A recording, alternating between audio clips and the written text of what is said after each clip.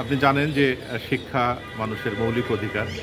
এই শিক্ষা ব্যবস্থাটাকেই আমাদের ফ্যাসিস্ট সরকার ধ্বংস করে দিয়েছে। শিক্ষা ব্যবস্থায় পার্শ্ববর্তী দেশের যে আগ্রাসন, সেই আগ্রাসন নিয়ে এসে আমাদের ইসলামিক মূল্যবোধের যে শিক্ষা ব্যবস্থা এবং আধুনিক গণতান্ত্রিক দেশের যে শিক্ষা ব্যবস্থা, সেই শিক্ষা ব্যবস্থা থেকে তারা ধ্বংস করে দিয়েছিল। সেই ধ্বংসপ্রাপ্ত শিক্ষা ব্যবস্থা 5ই আগস্টের ছাত্র জনতার বিপ্লবের মধ্যে দিয়ে সরকারের পতন ঘটেছে এবং নতুন একটি শিক্ষা ব্যবস্থার আমরা স্বপ্ন দেখছি। কিন্তু পরিতাপের বিষয় যে নতুন শিক্ষা ব্যবস্থারও খুব বেশি অগ্রগতি হয়েছে একথা বলার কোনো সুযোগ নেই। ইতিমধ্যেই আমরা বেশ কিছু দাবি দেওয়া নিয়ে শিক্ষা উপদেষ্টা মহোদয়ের কাছে বলেছি। তার মধ্যে অন্যতম একটি বিষয় হলো কারিকুলামটা পরিবর্তন করা। কারণ এই কারিকুলাম পার্শ্ববর্তী একটি দেশের কারিকুলাম আমাদের উপরে চাপিয়ে দেওয়া হয়েছে। এটি আসলে মানুষের মৌলিক যে কাঠামো, সেই কাঠামোটাই ধ্বংস করে দেওয়ার শামিল বলে আমরা মনে করি। আমরা দেখেছি যে এমন ধরনের শিক্ষা ব্যবস্থা চালু করা হয়েছে, এমন পাঠ্য বইয়ে এমন কিছু সংযোজন করা হয়েছে যে সংযোজনগুলি কোনোভাবেই আমরা শিক্ষকরা ঠিকমতো পড়াতে পারি না।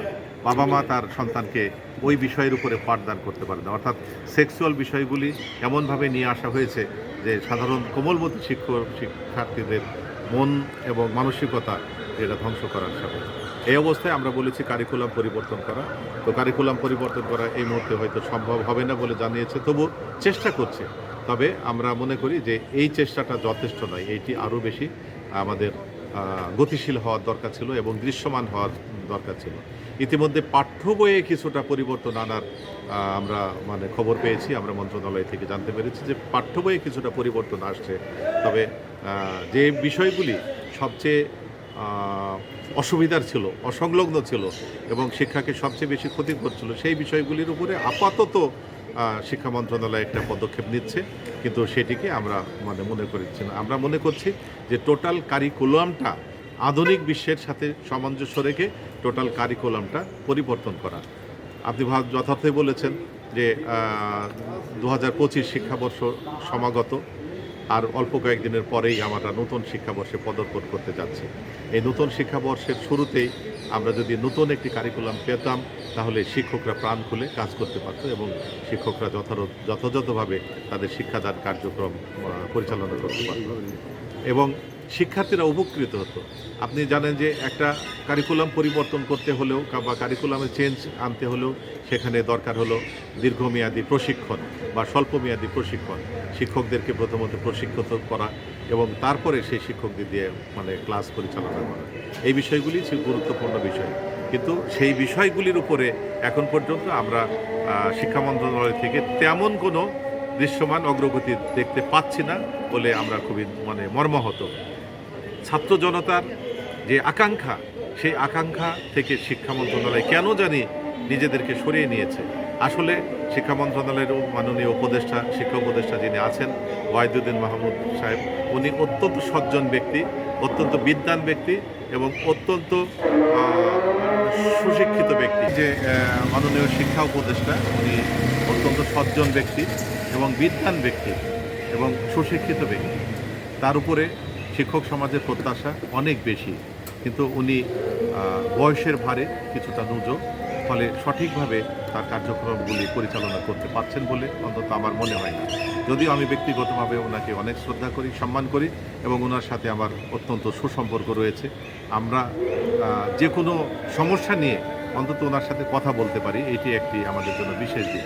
ইতিমধ্যে আমরা আমাদের যে শিক্ষাক্ষেত্রের সমস্যাগুলি ছিল, আমাদের অধ্যক্ষ সেলিম ভূঁইয়া সাহেব, উনি চেয়ারম্যান শিক্ষক কর্মচারী ঐক্যজোট, শিক্ষাক্ষেত্রে যার অসামান্য অবদান রয়েছে তার নির্দেশে আমরা শিক্ষা মন্ত্রণালয়ের মাননীয় উপদেষ্টার সাথে আমি দেখা করেছি এবং সেলিম ভূঁইয়া স্যার নিজেও, উনি সহ আমিও কয়েকবার শিক্ষা মন্ত্রণালয়ে দেখা করেছি। আমাদের প্রথম দাবি ছিল যে আমাদের স্কুল, কলেজ এবং মাদ্রাসার যে ম্যানেজিং কমিটিগুলি আছে, সেই কমিটিগুলি ভেঙে দেওয়া।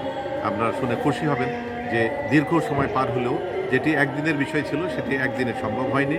হয়তো সেটি আমাদের প্রায় 3 মাস লেগেছে, তবুও 3 মাস পরে হলেও সে ম্যানেজিং কমিটিগুলি ভেঙে দিয়েছে। ভেঙে দেওয়ার কারণ হলো যে স্বৈরাচারী সরকার বা ফ্যাসিস্ট সরকারের যে দোসররা, এই দোসররাই কিন্তু ম্যানেজিং কমিটি চেপেছিল এবং হাজার হাজার শিক্ষকদের চাকরিচ্যুত করা হয়েছিল এবং এই শিক্ষাক্ষেত্রে একটা অস্থিরতা সৃষ্টি করা হয়েছিল, ভয়ের মানে রাজ্যে পরিণত করা হয়েছিল। তো ভীত সন্ত্রস্ত শিক্ষকরা শিক্ষা কাজ কীভাবে পরিচালনা করবেন, এই জন্য আমরা ম্যানেজিং কমিটিগুলি ভেঙে দেওয়ার কথা বলেছিলাম। কিন্তু পরিতাপের বিষয়, ম্যানেজিং কমিটি ভেঙে না দিয়ে এইটি আবার ইউনো সাহেব বা ডিসি সাহেব বা বিভাগীয় কমিশনার বা তার প্রতিনিধিদের উপরে দায়িত্ব অর্পণ করা হয়েছিল। আমি মনে করি এটিও একটি আমলাতান্ত্রিক জটিলতা এবং ওই যে স্বৈরাচারের দোসর যারা আছে, দোসরদের একটি পরিকল্পনারই অংশ। তো মানে শেষ পর্যন্ত সেই পরিকল্পনা আমরা নস্যাৎ করতে পেরেছি এবং ম্যানেজিং কমিটি ভেঙে দিতে পারছি। অর্থাৎ ইউনো সাহেবরা চাচ্ছিলেন যে কোনোভাবে প্রমাণিত করা যে আগের অবস্থায় ভালো ছিল, অর্থাৎ আগের ফ্যাসিস্ট সরকারের যে শিক্ষা ব্যবস্থা সেটি ভালো ছিল, এইটা তারা প্রমাণ করতে চাচ্ছিল। কিন্তু তাদের সেই ষড়যন্ত্র আমরা নস্যাৎ করতে পেরেছি। আমরা আশা করছি অনতি বিলম্বে শিক্ষাক্ষেত্রে অন্যান্য আমূল পরিবর্তন আনার ক্ষেত্রে এই মানে শিক্ষা মন্ত্রণালয় গুরুত্বপূর্ণ ভূমিকা পালন করবে। ইতিমধ্যে আমরা সবচেয়ে বড় দল বাংলাদেশ জাতীয়তাবাদী দলের ভারপ্রাপ্ত চেয়ারম্যান সহ মহাসচিব সহ সবাই কিন্তু বলেছেন যে এই সরকারকে সহযোগিতা করা। আমরাও চাই এই সরকারকে সহযোগিতা করতে, কিন্তু সরকার যদি তার মানে ফেলে যাওয়া বা পলাতক হাসিনার যে সাজানো প্রশাসন, সেই সাজানো প্রশাসন যদি রিমুভ না করতে পারে, মানে অপসারিত না করতে পারে, তাহলে এই সরকারের সকল প্রত্যাশা ব্যর্থ হবে এবং আমি মনে করি ছাত্র জনতার যে আকাঙ্ক্ষা, সেই আকাঙ্ক্ষাও ব্যর্থ হবে। সেই জন্য অবিলম্বে আমি এই সরকারকে, তত্ত্বাবধায়ক সরকারকে অনুরোধ জানাবো যে দ্রুত ফ্যাসিস্টদের যে দোসর, তার দোসরদের অপসারণ করা হোক। ধন্যবাদ।